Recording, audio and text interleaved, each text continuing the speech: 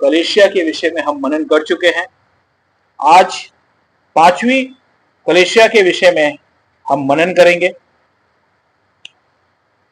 क्योंकि आज हम सीखेंगे कि सचमुच सरदीस की कलीसिया में क्या हो रहा था कि जो परमेश्वर ने उन्हें कहा कि अपना पश्चाताप करो। आज हम चीजों को देखेंगे कि आज परमेश्वर का वचन हमसे क्या बात करता है। आइए हम एक छोटी सी प्रार्थना करते हैं, अपने सरों को झुकाएंगे। सर्वशक्तिमान परमेश्वर पिता, हम आपके सम्मुख आते हैं, अपने सर को झुकाते हैं। प्रभु जी, हर एक भाई बहन को आपके सम्मुख लेकर आता हूं। प्रभु छू और ब्लेस कर। आज का वचन सबके हृदय में कार्य करे। प्रभु होने दे कार्य जो आप चाहते हैं। प्रभु आपने सबको छुआ और ब्लेस किया, उसके लिए धन्यवाद करता हूं। यीशु के नाम से मांगता हूं, सुने और ग्रहण करें। आमीन। Praise the Lord. सभी को जय मसीह। मैं प्रभु यीशु मसीह के नाम में आप सबका स्वागत करता हूं। प्रभु यीशु मसीह के नाम में आप सबको आशीष और शांति आने पाए। आज हम देखेंगे कि सचमुच सरदीस की कलीसिया में क्या हो रहा था। और सरदीस की जो कलीसिया वो मृतिक कलीसिया थी, मतलब मरी हुई थी, आत्मा में मरी हुई थी, स्वभाव में अच्छी दिख रही थी, लेकिन एक कलीसिया अंदर से मर चुकी थी। अंदर से मरने का मतलब समझते हैं ना? आत्मा को बुझा देना और ऊपर बहुत चमकदार रहना। लेकिन बाइबल आज हमें कुछ बातें सिखाएंगी। आज परमेश्वर का वचन हमसे बात करेगा और हम देखेंगे कि सचमुच क्या परमेश्वर का वचन हमसे बात करता है। मैंने कहा ना, ये जो बातें लिखी गई है ये परमेश्वर के दासों के लिए ये बातें लिखी गई है, ना कि दूसरे किसी के लिए लिखी गई। और ये बातें अंत के समय के लिए लिखी गई है कि हम अंत के समय अपने आप को चौकस रखें। क्योंकि मैं हर बार कहता हूं ना, चोर और किसी काम के लिए नहीं आता, चोरी करने और घात करने आता। लेकिन यीशु मसीह इसलिए आए कि वो हमें अनंत जीवन दे, और इसी चीजों को हमें देखना है। मैंने बताया ना कि हम उसकी कलीसिया हैं और वो हमसे बात करता है, हर एक उन व्यक्ति से जो उसकी कलीसिया है। आज हम देखेंगे कि सचमुच ये कलीसिया में कैसे कैसे लोग थे और वो आत्मा से क्यों मर चुके थे और स्वभाव में बहुत अच्छा बताते थे। पढ़ेंगे प्रकाशित वाक्य उसके 3 अध्याय की 1 आयत। कलीसिया के दूत को ये लिख, जिसके बाद परमेश्वर की 7 आत्माएं और 7 तारे, वो ये कहता है कि मैं तेरे काम को जानता हूँ, तू जीवित को कहलाता है पर है मरा हुआ। खुदा का कलाम क्या कहता है? सरदीस की कलीसिया के दूतों को लिख कि जिसके पास परमेश्वर की 7 आत्माएं और 7 तारे हैं। 7 आत्माएं जो यशाया की पुस्तक उसकी 11 अध्याय की 2 आयत में लिखा है कि बुद्धि ज्ञान समझ की 7 आत्माएं जो हमें दी गई हैं। लेकिन आगे क्या कहते हैं? 7 तारे। ये 7 तारे वे हैं जो कलीसिया के लोग हैं, जो उसके लीडर हैं, जो उसके अगुए हैं। आज हम क्या हैं? हम उसकी कलीसिया हैं। तो परमेश्वर का वचन हमसे बात करता है। इसीलिए वचन क्या कहता है? यह कह कि मैं तेरे कामों को जानता हूं कि तू जीवता तो कहलाता है पर है मरा हुआ। तू कहता तो है कि मैं वरदानों से भरा हूं, परंतु ठनठनाता हुआ। पौलुस कहते हैं ना कि अगर हम भविष्यवाणी करें लेकिन अगर हमारा स्वभाव ही वैसा ना हो तो हम ठनठनाते हुए घंटे के समान। राइट? बराबर ना? इसीलिए यह बात परमेश्वर अपने स्वर्गदूतों को इसीलिए लिखते हैं, सरदीस की कलीसिया के दूतों को ये लिख कि ये जो लोग हैं जिनके पास 7 आत्माएं दी गई हैं और 7 तारे लेकर है, और इनसे बात कर। क्योंकि ये जो लोग हैं जीवते तो कहलाते हैं परंतु अंदर से मरे हुए। और परमेश्वर चाहते हैं कि हम अपना पश्चाताप करें और परमेश्वर के अनुसार हम चलें।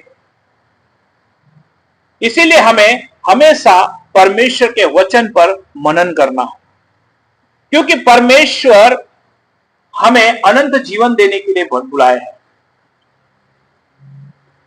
लेकिन इसमें से जो लोग थे क्या हो चुके थे? मर चुके थे, अंदर से मर चुके थे। मैंने बताया ना, हर एक कलीसिया में, चर्च में दो प्रकार के लोग होते हैं, लेकिन परमेश्वर कुछ लोगों से बात करता है और कुछ लोग जो विश्वास योग्य रहते हैं।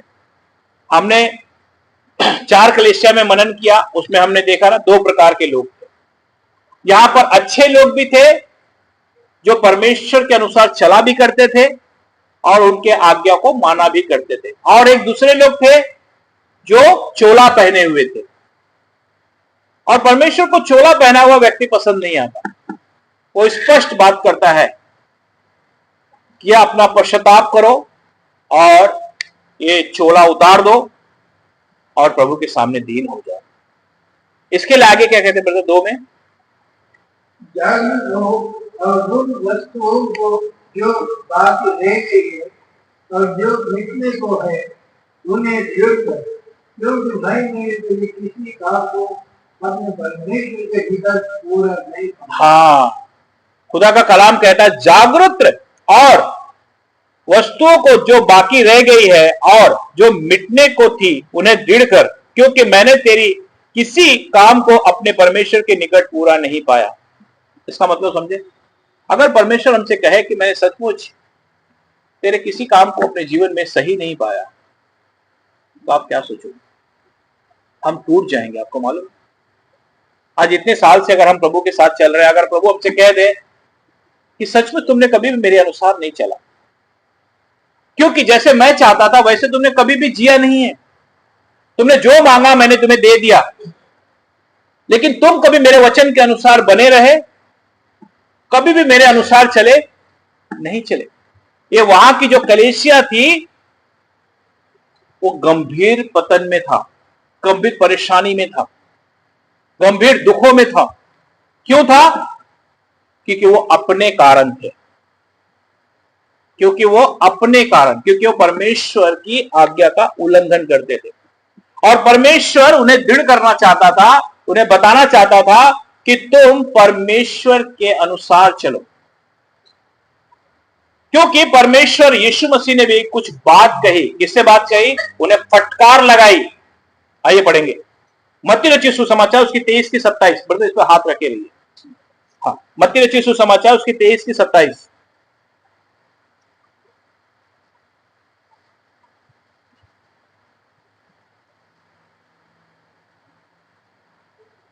ये कपटी शास्त्री और फरीसी तुम पर आए, तुम चुना फिरी हुई कब्रों के समान हो, जब ऊपर से तो सुंदर दिखाई देती है, परंतु भीतर मुर्दों की हड्डियों और सब प्रकार की मलिन से भरी।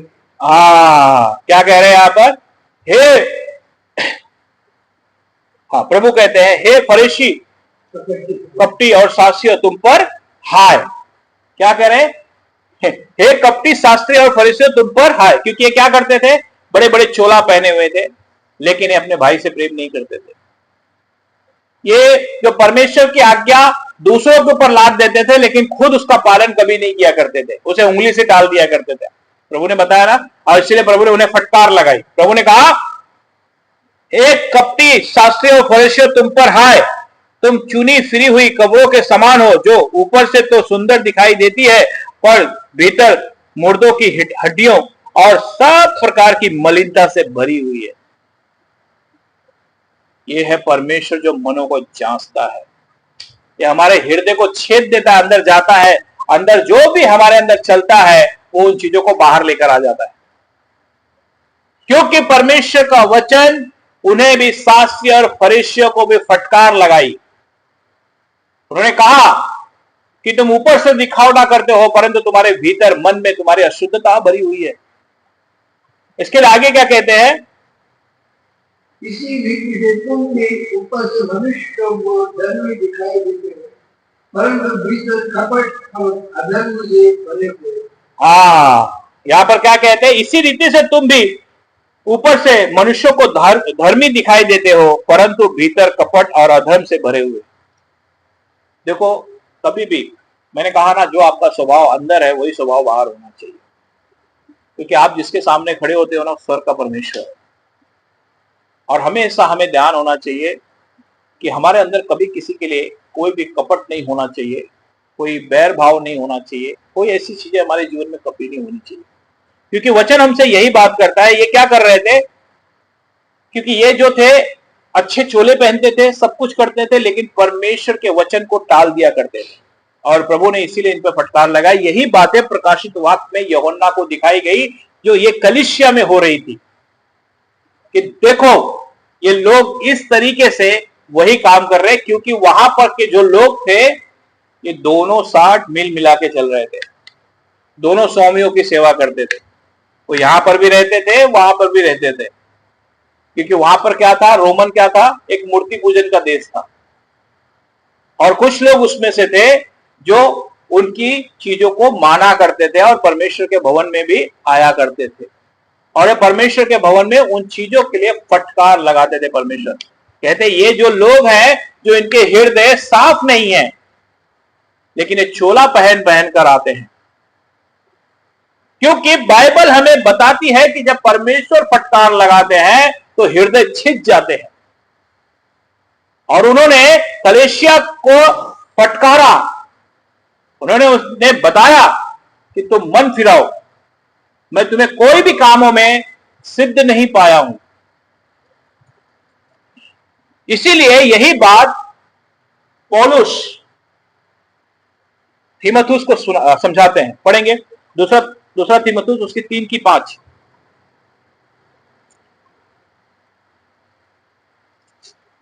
दूसरा तीमुथियुस 3:5।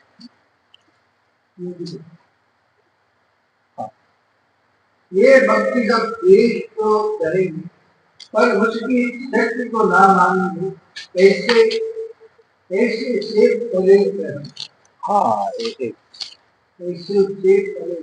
ऐसे से परे। यहाँ पर क्या कह रहे हैं, वे भक्ति का भेष तो धरेंगे पर उसकी शक्ति को न मानेंगे। ये क्या करेंगे, भक्ति का भेष धरेंगे। किसको समझा रहे हैं, तीमुथियुस को समझा रहे हैं कि भक्ति का भेष तो धरेंगे, परंतु उसकी शक्ति को, आत्मा की बातों को नहीं सुनेंगे, वो अपनी मनमानी करेंगे। ऐसे से परे रहना। क्या कह रहे हैं, ऐसों से दूर रहना, क्योंकि ऐसे लोगों से हमेशा दूर रहना हो, क्योंकि जो भक्ति का भेष धरे रहते हैं। मैंने कहा ना, देखो आपके स्वभाव से मालूम पड़ जाएगा कि आप कैसे हो। आपके अंदर जो भरा हुआ है वो आज नहीं तो कल बाहर आ ही जाएगा, उसमें कोई छुपाने की कोई जरूरत नहीं, क्योंकि परमेश्वर का आत्मा हमें हर चीजों को बाहर लेकर आ जाता है।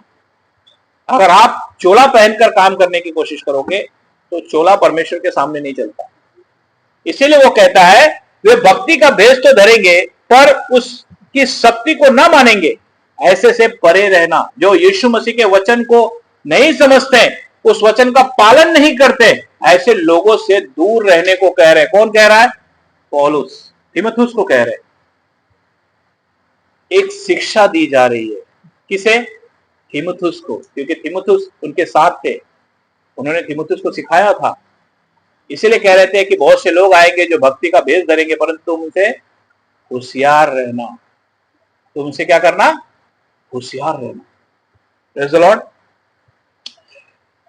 इसीलिए प्रकाशित वाक्य, वापस हम उसमें चलते हैं, उसकी 3 अध्याय की 3 पढ़ेंगे। इसलिए स्मरण कर कि तूने, प्रकाशित वाक्य 3:3। इसलिए स्मरण कर कि तूने कैसी शिक्षा प्राप्त की और सुनी गई और उसमें बदल है और मन तेरा, यदि तू जागरूक ना रहेगा तो मैं छोटी अमान आ जाऊंगा और तो कदापि ना जान सकेगा कि मैं किस घड़ी तुझ पर आ जाऊंगा। यहाँ पर क्या कह रहे, सोच चेक कर कि तूने किस रीति से शिक्षा प्राप्त की है और सुनी थी। किसको समझा रहा है? ये वचन क्या कह रहा है? किस तरीके से तुमने शिक्षा पाई थी। ये प्रकाशित वाक्य कौन देख रहा है? यूहन्ना देख रहा है। लेकिन परमेश्वर का आत्मा बात कर रहा है कि तुमने जो शिक्षा पाई थी, हमने तीमुथियुस को देखा ना कि पौलुस उन्हें समझा रहे हैं कि तू ऐसे लोगों से बचे रहना। जो शिक्षा पौलुस ने दी थी, लेकिन यहां के लोग उसे भूल गए थे। यहां के लोग अलग ही शिक्षा में लग गए थे, और इसीलिए परमेश्वर यहां पर कहते हैं, सो चेत कर कि तूने कैसी शिक्षा रीति से शिक्षा प्राप्त की थी और सुनी थी, और उसने उसमें बना रहे। क्या कह रहे? जो तुमने सुना था, जो शिक्षा तुम पा रहे हो, उसी में बने रहो। और मन फिरा, उसे भी कह रहे हैं जो बना था वो भी भटक गया, इसीलिए कहते हैं मन फिरा। जो तुमने शिक्षा पाई थी उसी के अनुसार चलो और मन फिराओ। और यदि तू जागरूक न रहेगा तो मैं चोर की नाई आ जाऊंगा और तू कदापि न जान सकेगा कि मैं किस घड़ी तुझ पर आ पड़ूंगा। हालेलुया। कहते हैं तुम जागरूक रहो, जागते रहो। जो शिक्षा तुमने पाई है वो परमेश्वर ने तुम्हें दी है, और उसी शिक्षा में बने रहो, उसी शिक्षा के अनुसार तुम चलो। यही बात पौलुस तीमुथियुस को भी समझाते हैं। पढ़ेंगे पहला तीमुथियुस उसकी 6:20।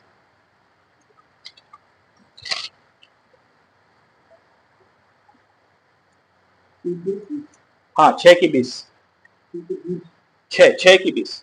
हाँ बराबर। ये तीमुथियुस, इस धरोहर की खलबली कर और जिस ज्ञान को ज्ञान कहना ही भूल है, उसकी अशुद्ध बकवास और विरोध की बातों से परे रहे। क्या कह रहे हैं? हे तीमुथियुस, इस धरोहर की रखवाली कर। धरोहर मतलब विरासत की रखवाली कर, जो आपको दिया गया है, जो आपके जीवन में परमेश्वर ने आपको बताया, उसकी रखवाली करो। ऐसा ना हो कि चोर आके चुरा के लेके चला जाए। इसीलिए ये बात समझा रहे हैं, हे तीमुथियुस, इस धरोहर की रखवाली कर, और जिस ज्ञान को ज्ञान कहना भी भूल है, उसे अशुद्ध बकवाद और विरोध की बातों से परे रहे। जिसे ज्ञान कहना भी, जो आपको जो परमेश्वर ने ज्ञान और बुद्धि दे रहे, जो संसार के पास भी एक ज्ञान है, परंतु कहते उससे परे रहे। उन सब चीजों के चक्कर में ना पड़े, क्योंकि जो विरासत तुम्हें मिली है, जो विरासत हमें मिली है, वो परमेश्वर का वचन है, और स्वर्ग में हमारे लिए जगह तैयार की गई है। आमीन, प्रेज द लॉर्ड। क्योंकि इस बात को ध्यान रखने को कह रहे हैं कि जो तुम्हें ज्ञान दिया गया है वो परमेश्वर की तरफ से है, और इसे हमेशा थामे रहें, क्योंकि जो तुमने शिक्षा पाई है वो परमेश्वर की तरफ से तुम्हें दिया जा रहा है, और तुम उसी को थामे रहो और उसी पर मनन करो और उसी में बढ़ते चले जाओ। हालेलुया। आइए कहानी सुनाता हूं, एक राजा की कहानी सुनाता हूं। एक राजा थे, और राजा ने सोचा कि मूर्खता क्या है, अज्ञानता क्या है। तो एक वजीर थे, उनके साथ एक वजीर थे उनके। तो उन्होंने वजीर से पूछा, वजीर अज्ञानता क्या है? मुझे नहीं मालूम। क्योंकि जो एक व्यक्ति राजा होता है, अगर वो इस विषय को पूछे तो मैं समझता हूं कि वो मूर्ख व्यक्ति है। क्योंकि राजा ऐसे ही बन गया? नहीं, क्योंकि कुछ तो होगा कि जो राजा वो बना हुआ है। बात समझ रहे हो मेरी बात? लेकिन वो कहता है कि क्या है मूर्खता, क्या है अज्ञानता। उसने वजीर से पूछा। वजीर भी सोचने लगा कि राजा ऐसे कैसे बात कर रहा है, क्या उन्हें मालूम नहीं मूर्खता क्या होती है? लेकिन कभी कभी सचमुच कुछ लोगों को नहीं मालूम है, और शायद वो राजा को भी नहीं मालूम। वजीर ने कहा, आप मुझे 2 दिन का समय दीजिए, मैं आपको बता देता हूं अज्ञानता क्या है। वजीर गए और उन्होंने क्या किया, 2 जूता बनवाया, चमड़े का, लेदर का जूता, और उसके ऊपर हीरे ऐसी कढ़ाई करवा दिए कि ऐसा लगे कि जैसे कि चमकदार है। इतना चमक उस जूते के अंदर, पूरा हीरे से मड़ा हुआ जूता। और 2 जूता उन्होंने बनवाया। एक जूते को उन्होंने क्या किया, एक बहुत सुंदर पेड़ था और सब लोग वहां पर आकर बैठते थे, और उस वजीर ने एक जूते को वहां पर ऐसे ही रख दिया, और एक व्यक्ति वहां पर आया जो हमेशा भोर में आया करता था, सुबह सुबह, और जब उसने उस जूते को देखा तो देखते ही अचंभा करने लगा। अरे इतना सुंदर जूता, ये तो कोई स्वर्गदूत का जूता है। क्या कहा, ये तो कोई स्वर्गदूत का जूता यहां आ गया है। और उसने उस जूते को बहुत अच्छे से पैक करके उसे रखा, और ये बात राजा को मालूम पड़ी कि स्वर्गदूतों का जूता मिला है। राजा ने कहा लेकर आइए, किसे मिला है? अभी राजा है तो लाना तो पड़ेगा। अभी लाया गया, उसको पैक करके लाया गया, राजा के मेज के सामने रखा गया। जब जूता खोला गया तो सचमुच से जो देखे वो एकदम चकित हो जाए, क्योंकि वो इतना हीरे से मढ़ा हुआ था, एक जूता था। और उन्होंने, जो व्यक्ति ने कहा कि राजा ये स्वर्गदूत का जूता है, राजा ने कहा हां, क्योंकि दिखी ऐसा रहा है कि स्वर्गदूत का जूता है। राजा ने कहा ये जूता यहां नहीं रहेगा, ये जूता मेरे सिंहासन पर रहेगा। क्या कहा, ये जूता यहां नहीं रहेगा, क्योंकि ये जूता स्वर्गदूत का जूता है, इसके लिए मेरे सिंहासन पर रहेगा। और सब लोग खड़े होकर देख रहे थे, और जूता कहां रखा गया? सिंहासन पर रखा गया। और राजा सामने खड़े हो गए, जूता ऐसे सामने रखा हुआ है, सिंहासन के ऊपर जूता रखा हुआ है, और सब बहुत ध्यान से उसे देखकर खुश हो रहे। अब वहां से एक जूता वजीर लेकर आ रहा, और जब वजीर सामने आया तो उसने कहा राजा, मेरे पिता का एक जूता गुम हो गया। क्या कहा, मेरे पिता का एक जूता गुम हो गया। तो उन्होंने दूसरा दिखाया तो वो भी वैसे ही चमकदार, क्योंकि दोनों साथ में बना हुआ था। और उन्होंने कहा, जब उसको देखा तब वो राजा अपने अंदर सोचने लगा, यह सचमुच एक इंसान का जूता है और मैंने इसे स्वर्गदूत का जूता समझ लिया। तब वजीर ने कहा, यह है मूर्खता, यह है अज्ञानता। आप समझे मेरी बात? क्योंकि उसने कहा इसीलिए तुमने मान लिया। पौलुस कहते हैं कि जो शिक्षा तुमने पाई है वो किसी के पास नहीं है, तुम उसी में बढ़ते चले जाओ। आमीन। क्योंकि जो विरासत आपको मिली है वो किसी के पास नहीं है, आप उसी में बढ़ते चले जाओ। क्योंकि जब आप उसमें बढ़ेंगे, आप दूसरों की बातों को नहीं सुनेंगे, तब परमेश्वर आपको फलवंत करता चला जाएगा। क्योंकि वो राजा था, लेकिन फिर भी वो अज्ञानता में आ गया, मूर्ख बन गया। क्यों? क्योंकि उसने दूसरों की सलाह ली। इसीलिए वचन हमसे यहां बात करता है, हे तीमुथियुस, धरोहर विरासत की रखवाली कर, और जिस ज्ञान के ज्ञान कहना भी भूल है, उसे अशुद्ध बकवाद और विरोध की बातों से परे रहे। ऐसे लोगों से परे रहना है। ये संसार है, आपको मसीह से दूर कर देगा। ये यूट्यूब, ये जो चीजें चल रही है, ये आपको परमेश्वर से दूर कर देंगे। आप ज्यादा से ज्यादा बाइबल पढ़िए, आप स्वयं प्रार्थना कीजिए, प्रभु के साथ बने रहिए। ये वचन जितना आप इसे पढ़ेंगे, आपको ये खुद आपसे बात करेगा। परमेश्वर आपसे स्वयं बात करेंगे, क्योंकि शैतान आपको और किसी काम के लिए नहीं आता, चोरी करने और घात करने आता है। इसीलिए यहां पर इस चीजों को, इस कलीसिया में यही काम हो रहे थे। इसीलिए यहां पर वचन कहता है कि जो शिक्षा तुमने पाई है उसमें बने रहो और मन फिराओ और फिर से सिद्ध हो जाओ। इसीलिए इब्रानियों का लेखक उसकी 2 अध्याय की 1 आयत क्या कहते हैं? इब्रानियों के पत्री उसकी 2 की 1,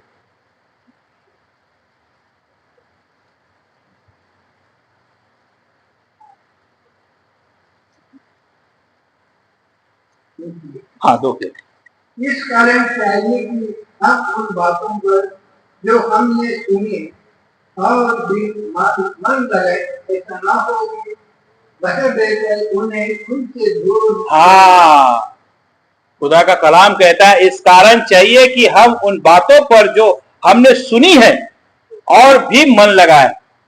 जो आप वचन पढ़ते हो, जो यहां से पाते हो, या आप जो पढ़ते हो, उस पर मनन करो। क्योंकि जब आप उसमें मनन करोगे ना, तो परमेश्वर आपको उसी में प्रकाशन देते चले जाएंगे। आप देखोगे कि वो जो आप एक पन्ना पढ़ोगे ना, आपको उसको पढ़ने के लिए 6 दिन चले जाएंगे। आमीन। और छठवें दिन परमेश्वर फिर आपके लिए और भी पढ़ने के लिए दे देंगे। आमीन। इसलिए वचन क्या कहता है, इस कारण चाहिए कि हम उन बातों पर जो हमने सुनी है और भी मन लगाएं। ऐसा ना हो कि बहक कर उनसे दूर चले जाए। ऐसा ना हो कि बहक कर उनसे दूर चले जाए। क्योंकि कभी कभी क्या होता है, हम ज्यादा ज्ञान पाने के चक्कर में हम मूर्ख बन जाते हैं। आप समझे मेरी बात? लेकिन आपकी रोटी परमेश्वर उतना ही आपको देता है जितने की आपकी जरूरत है। कभी भी ध्यान रखिए, परमेश्वर हमें उतना ही खाना देता है जितने की हमें जरूरत है। अगर आप उतना खाओगे तो कभी भी आपको वोमिटिंग नहीं होगा, लेकिन आप उससे ज्यादा खाओगे तो क्या करोगे? वोमिटिंग करोगे। तो इसीलिए जो परमेश्वर हमें देता है, वो उसके समय पर ही वो काम करते हैं जो उन्हें अच्छा लगता है। इसीलिए हमें खुदा ने इस चीजों को बताया है हमें कि जो तुम्हें दिया गया है उसी के अनुसार बढ़ते चले जाओ। और ये कलीसिया में इसीलिए परमेश्वर का वचन यहां पर बात करता है कि जो शिक्षा तुम्हें मिल रही है उसे थामे रहो। अगर गलती किए हो तो पश्चाताप करो और फिर से नए हो जाओ। हमें इब्रानी उसका 2 भी पढ़ेंगे ब्रदर। हाँ, क्योंकि जो वचन स्वर्गदूतों के द्वारा कहे गया था, जब वो चिढ़ रहा और एक अपराध को अपराध अवधार्य में ना मानने के बदल में वो हम लोग ऐसे बड़े उद्धार के निश्चल रह कैसे बच सकते हैं, जिसकी चर्चा पहले गए प्रभु के प्रभु से द्वार हुई और सुनने वालों के द्वारा हमें इसका निश्चय हुआ। आगे और साथ में परमेश्वर भी अपने इच्छा के अनुसार चिन्ह और अद्भुत कामों और नाना प्रकार के सामर्थ के कामों और पवित्र आत्मा के वरदानों के बांटने के द्वारा इसकी गवाही से हालेलुया। खुदा का कलाम कहता है, क्योंकि जो वचन स्वर्गदूतों के द्वारा कहा गया था, जब वो स्थिर रहा और हर एक अपराध और आज्ञा ना मानने का ठीक ठीक बदला मिला। जो इस्राएलियों को संदेश पहुंचाया गया था, जब सही सही चीजें मिला, तो हमें जो वचन मिला है वो हमें कितना थामे रहना है। तो हम लोग ऐसे बड़े उद्धार से निश्चिंत रहकर क्यों कर बच सकते हैं कि जिसकी चर्चा पहले पहल प्रभु के द्वारा हुई और सुनने वालों के द्वारा हमें निश्चिंत हुआ है। आमीन। आज हमारे पास यीशु मसीह का संदेश पहुंचा है ना, तो हमें पकड़े रहना मेरे भाइयों, मेरे बहनों, पकड़े रहना, हमें इसे पकड़कर चलना। और साथ ही परमेश्वर भी अपनी इच्छा के अनुसार चिन्हों, आज क्या है, आप लोगों को बुलाया, एक चिन्ह दिया और आप लोगों को वो आशीष भी दे रहे, चंगा कर रहे हैं। और इससे ज्यादा क्या चाहिए हमें? इसलिए लोग कहते हैं कि जो वचन तुम्हें दिया गया है उस वचन में बढ़ते चले जाओ, उस वचन में बने रहो, उस शिक्षा में बने रहो, क्योंकि तुम्हें विरासत मिली है, तुम्हें परमेश्वर ने स्वर्ग की विरासत दी है, तो उसे खो मत। साथ ही परमेश्वर भी अपनी इच्छा के अनुसार चिन्ह और अद्भुत कामों और नाना प्रकार की सामर्थ के कामों और पवित्र आत्मा के वरदान के बांटने के द्वारा इसकी गवाही देता रहा है। हालेलुया। क्योंकि परमेश्वर ने हर समय हमें गवाही दी है, तो इसीलिए हमेशा हमें बने रहना है। कभी भी ध्यान रखें, खुदा ने जो आपके लिए रखा है वो उत्तम रखा हुआ, क्योंकि अगर आप इन चीजों में बने नहीं रहेंगे तो वचन क्या कहता है, मत्ती रचित सुसमाचार उसकी 24 की 43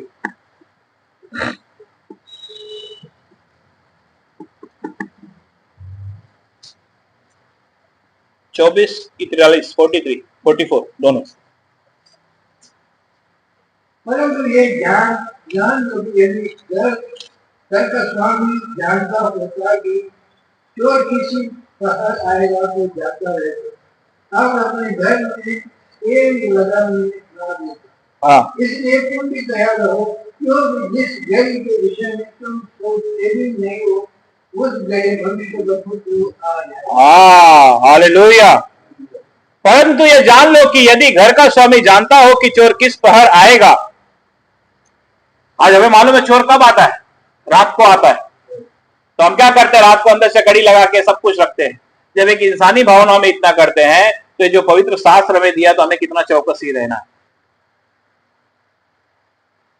तो जागता रहे और अपने घर में सेंध लगने न देता है, इसीलिए तू भी तैयार रह, क्योंकि जिस घड़ी के विषय में मैंने तुझसे सोचा भी नहीं हो, उसी घड़ी मनुष्य का पुत्र आ जाएगा। हमें 5 कुंवारी जो 10 कुंवारी, जो उसमें से 5 समझदार थे और 5 मूर्ख थे, और प्रभु आ गए और वहीं रह गए, क्योंकि परमेश्वर हमसे बात करते हैं। परमेश्वर कहते हैं कि जो शिक्षा तुमने पाई है उस शिक्षा में बने रहो, कोई और शिक्षा के पीछे मत पड़ो, क्योंकि परमेश्वर एक प्रार्थना भवन हमें देता है और हमें उसी के अनुसार एक शिक्षा देता है कि जिसके मन के अनुसार उन्हें तैयार करता है कि उन्हें वो विरासत दे। आमीन।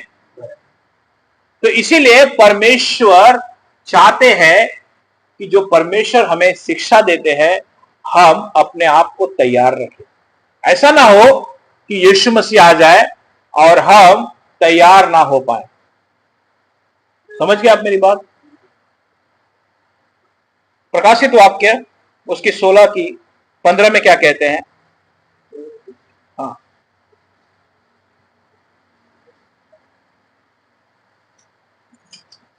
एक मैं चोर के समान खाता हूँ, धन्य है वो जो जागता रहता है और अपने वस्तु की चौकसी करता है कि नंगा ना दे और लोग उसका नंगा पर ना दे। हाँ, खुदा का कलाम कहता, देख मैं चोर की नहीं आता हूं।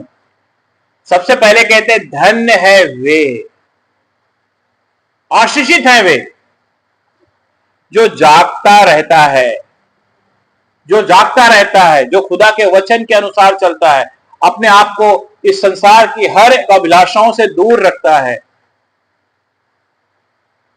और अपने वस्त्र की चौकसी करता है। क्या है? अपने वस्त्र को मैले नहीं होने देता, कि नंगा ना फिरे। क्या है? कि नंगा ना फिरे और लोग उसका नंगापन ना देखें। मैंने कहा ना, जब आप यीशु मसीह के साथ चलते हो तो उसका प्रकाश आपके ऊपर चमकता है। राइट? Praise the Lord.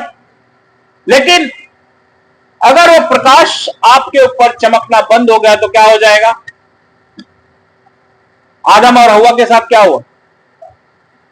जब तक वो ज्योति उनके ऊपर चमक रही थी, जब तक उन्होंने पाप नहीं किया, तब तक उन्हें आपस में भी एक दूसरे के प्रति कभी उन्हें मालूम नहीं पड़ा कि हम नंगे हैं। लेकिन जैसे उन्होंने पाप किया तो एक दूसरे को ही नंगा समझने लगे। क्यों? पाप इतना खतरनाक है। जब आप पाप करोगे तो आपके परिवार में, आपके अड़ोस पड़ोस में एक विवाद उठने लगेगा, आपके जीवन में आपकी गाड़ी गड़बड़ होने लगेगी, आपकी फाइनेंशियली प्रॉब्लम स्टॉप होने लगेंगी और आपको ऐसा लगेगा कि क्या हो रहा है, लेकिन आपको मालूम नहीं कि उसका प्रकाश आपके ऊपर से निकल गया है। इसीलिए यहां पर वचन क्या कहता है? देख मैं चोर की नहीं आता हूं, धन्य है वे जो जागता रहता है और अपने वस्त्र को चौकसी करता है कि नंगा ना फिरे और लोग उसका नंगापन ना देखे। हालेलुया। हमें चौकस रहना है मेरे भाई। यीशु मसीह कभी भी आ जाएंगे। मैंने कहा ना, आज की मुलाकात है, कल नहीं होगी हमारी। Praise the Lord. इतने नजदीक है हमारे यीशु, तो हमें तैयार रहना है। हमें हर एक चीजों से तैयार रहना है। इस संसार की अभिलाषाएं, इस संसार की हर एक चीजों से हमें परे रहना है। आगे क्या कहते हैं? 3:4 में प्रकाशित वाक्य, पर हाँ, गर्दिश में तेरे यहाँ कुछ ऐसे लोग जिन्होंने अपने अपने वस्त्र रखने को नहीं किए, वे श्वेत वस्त्र पहने हुए मेरे साथ घूमेंगे, क्योंकि वे किस योग्य हैं। हाँ, हालेलुया। अब खुदा का कलाम ये उनके लिए बात करता है जो थोड़े में विश्वास योग्य है, जिन्होंने जितनी शिक्षा पाई उसी को पकड़ कर रखते हैं। मैंने कहा ना, यहां पे परमेश्वर ज्ञानी के लिए नहीं बुलाता है, तुम्हें बुद्धिमान होने के लिए नहीं बुलाता है, वो तुम्हें उसकी आज्ञा में चलने के लिए बुलाता है। हालेलुया। सबसे ज्यादा उसकी आज्ञा हमारे जीवन में है। इसीलिए वचन क्या कहता है, पर हां सरदीस में तेरे यहां कुछ ऐसे लोग हैं जिन्होंने अपने वस्त्र अशुद्ध नहीं किए हैं। कुछ लोग हैं कि जिन्होंने अपने वस्त्र को अशुद्ध नहीं किए हैं। वे सफेद वस्त्र पहने हुए मेरे साथ घूमेंगे क्योंकि वे इससे योग्य है। Praise the Lord. क्योंकि परमेश्वर कहते हैं कि तुम सफेद वस्त्र पहन के मेरे साथ घूमोगे क्योंकि तुम इस योग्य हो। क्योंकि प्रकाशित वाक्य में 7:9 क्या कहता है?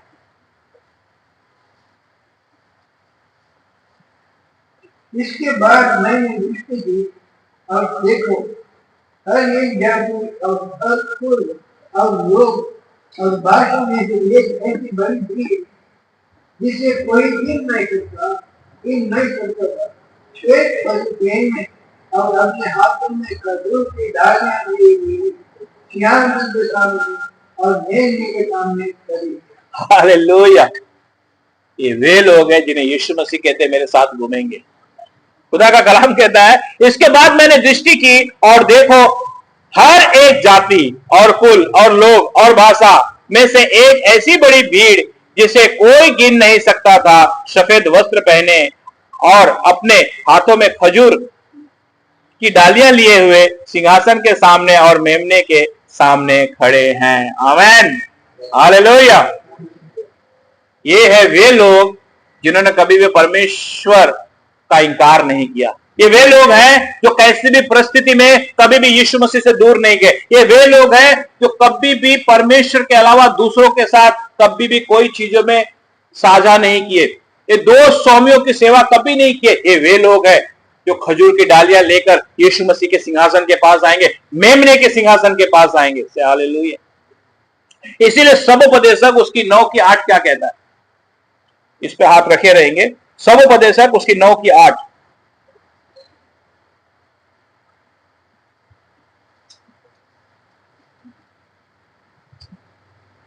9:8 सबोपदेशक उसकी 9:8।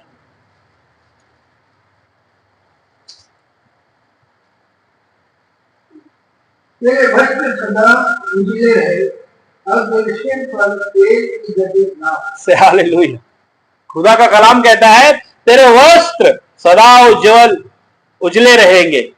कैसे उजले रहेंगे? मैंने बताया ना, जब यीशु मसीह का प्रकाश आपके ऊपर आएगा तो आपके कपड़े, आपके ऊपर एक रौनक होगी, और जब वो रौनक होगी तो उसके आगे क्या होगा?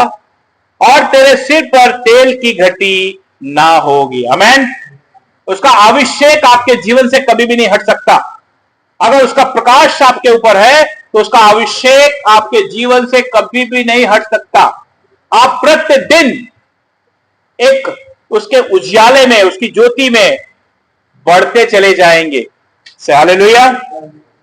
क्योंकि यह वो प्रकाश है जो यीशु मसीह ने आपको और मुझे दिया हुआ है। आमीन। क्योंकि जब हम इस प्रकाश में चलते हैं, इस एनॉइंटिंग में चलते हैं, तो लोग जान जाते हैं कि सचमुच यीशु की संतान है। Praise the Lord. मैंने कहा ना, मसीह वो है जिसे लोग देखकर जान जाएं कि सचमुच इसमें मसीह का स्वभाव है। Praise the Lord. क्योंकि ये ज्योति वो यीशु मसीह की वजह से हमें मिलती है। जैसे जब यीशु मसीह उस गधे पर बैठे तो सम्मानित कौन हुआ? गधा सम्मानित हुआ, क्योंकि उसके सामने कपड़े बिछाए गए, खजूर की डालियां डाली गई। तो इसी तरीके से वो रोशनी जब हम गधों के ऊपर चमकती है तब हम सम्मानित होते हैं। आमीन। हालेलुया। क्योंकि हमें अपने आप को दीन करें मेरे भाइयों, मेरे बहनों, अपने आप को हमेशा दीन रखें। कभी भी आपस में झगड़ा ना करें, आपस में किसी को छोटा बड़ा ना समझे, एक दूसरे का आदर करें, मान करें, सम्मान करें। देखो, जो परमेश्वर ने आपको दिया है यही रह जाएगा। ये बात हमेशा ध्यान रखें। सिर्फ जो आपने यीशु मसीह से प्रेम किया है ना, और अपने भाई बहन से प्रेम किया, यही ऊपर जाने वाला है, बाकी सब कुछ यहीं रह जाएगा। तो इसीलिए अपने आप को तैयार रखिए और कभी भी परमेश्वर के वचन के अनुसार अपना जीवन जिए। और एक वचन और पढ़ते हैं, प्रकाशित वाक्य उसकी 3:5। जो जय पाए उसकी इस प्रकार श्वेत वस्त्र पहनाया जाएगा और मैं उसका नाम जीवन की पुस्तक में से किसी रीत से ना काटूंगा, पर उसका नाम अपने पिता प्रभु के स्वर्गदूतों के सामने मान लूंगा। आमेन। खुदा का कलाम कहता है जो जय पाए, सबसे पहले कहते हैं जो जय पाएगा, जो जय पाएगा उसे इस प्रकार सफेद वस्त्र पहनाए जाएंगे और मैं उसका नाम जीवन की पुस्तक में से किसी रीति से न काटूंगा। आमेन। अब इससे हमें डरना है कि सचमुच अगर हम सही नहीं चलेंगे तो हमारे नाम जीवन की पुस्तक से कट भी सकते हैं। हालेलुया। जब लिख सकते हैं तो कट भी सकते हैं, पर उसका नाम अपने पिता और उसके स्वर्गदूतों के सामने मान लूंगा। हालेलुया। क्योंकि अगर ये बात सत्य है तो इसीलिए मूसा ने भी इस बात को कहा। पढ़ेंगे निर्गमन उसके 32 निर्गमन उसके 32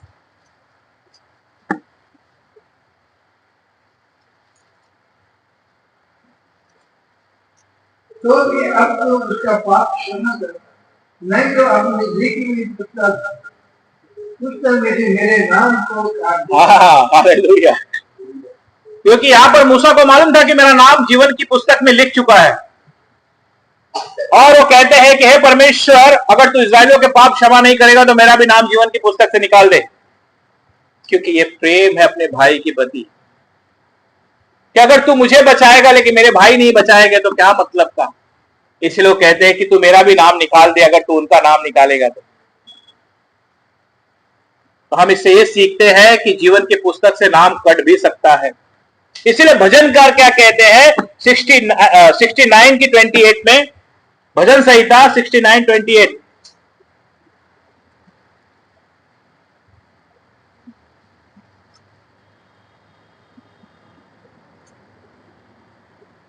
उनका नाम जीवन की पुस्तक में से काटा जाए और धर्मियों के संग लिखा जाए।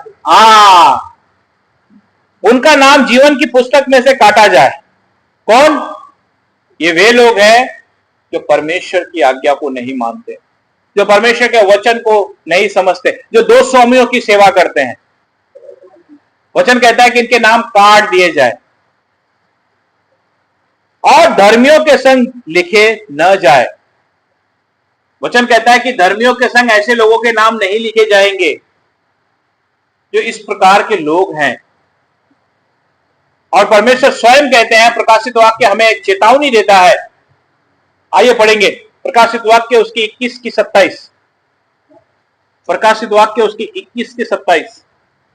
परंतु कोई अपवित्र वस्तु या घृणित काम करने वाला या दूर का जाने वाला किसी रीत से प्रवेश ना करेगा, पर केवल वे लोग जिनके नाम प्रेज द लॉर्ड, आमेन। खुदा का कलाम कहता है और उसमें कोई अपवित्र वस्तु और या घृणित काम करने वाला, सबसे पहले कहते हैं कोई अपवित्र वस्तु या घृणित काम करने वाला। घृणित काम का करने का मतलब सब समझ गए क्या चीज है। या झूठ का गढ़ने वाला, जो बात को घुमा घुमा के करता है, बात को बिगाड़ता है, कोई सही बात को घुमा फिरा के करता है। ऐसे लोग झूठ के गढ़ने वाले, बना के बोलने वाले, किसी रीति से प्रवेश ना करेंगे। ऐसे लोग कभी प्रवेश नहीं कर सकते, पर केवल वे लोग जिनके नाम मेमने के जीवन की पुस्तक में लिखे हुए। आमेन, प्रेज द लॉर्ड। तो इन सब चीजों से हमें बचना है। परमेश्वर हमें कुछ बात कहते हैं, उन्होंने साफ 3 वर्ड में हमें समझा दिया है कि तुम्हें कैसे जीना है। अशुद्ध मत बनो, कोई घृणित काम मत करो, झूठ का गढ़ने वाला मत बनो, नहीं तो ऐसे लोग कभी परमेश्वर के राज में प्रवेश नहीं कर पाएंगे। इसीलिए वचन क्या कहता है प्रकाशित वाक्य उसकी 3 की 6 में,